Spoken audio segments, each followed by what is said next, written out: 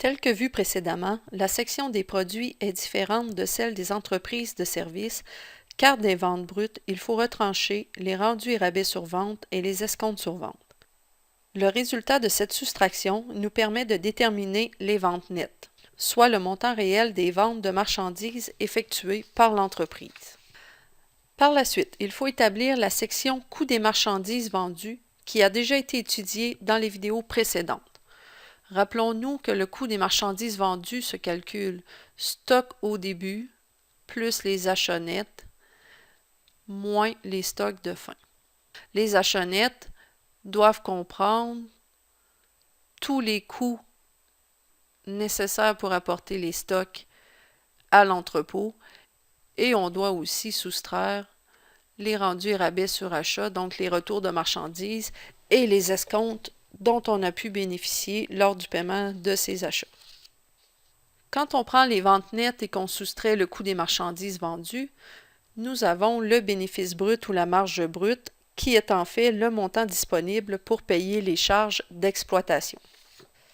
Les entreprises commerciales ont généralement plus de comptes de grands livres que les entreprises de services.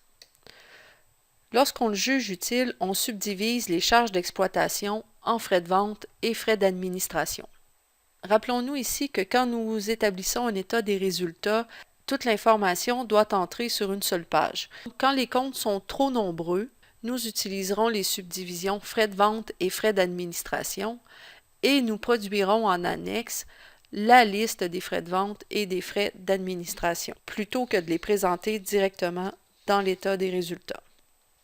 Les frais de vente comprennent tous les frais reliés à la mise en marché ou à la distribution des biens de l'entreprise.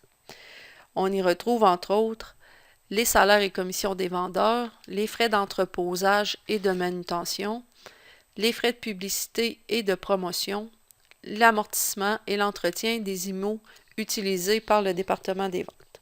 Les frais d'administration, quant à eux, regroupent les charges liées à l'exploitation de l'entreprise en général. On y retrouve les salaires et les charges sociales des dirigeants et des gens de l'administration, les fournitures de bureaux, les frais de télécommunication, l'amortissement des IMO destinés à l'administration, évidemment. Dans une entreprise commerciale, la section des ventes ne contient que les ventes relatives aux marchandises. Tous les autres revenus seront présentés dans la section « Autres revenus », donc nous y incluons les revenus de service, les revenus de placement, les gains sur certaines dispositions d'actifs.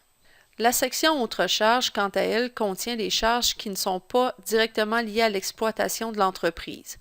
Donc, on y retrouve les frais financiers, les frais de placement, les pertes sur disposition de certains actifs. Je vous conseille de consulter le fichier Excel sur les états financiers modèles de l'entreprise commerciale. Vous pourrez y retrouver un état des résultats complet ainsi que l'annexe des frais de vente et des frais d'administration.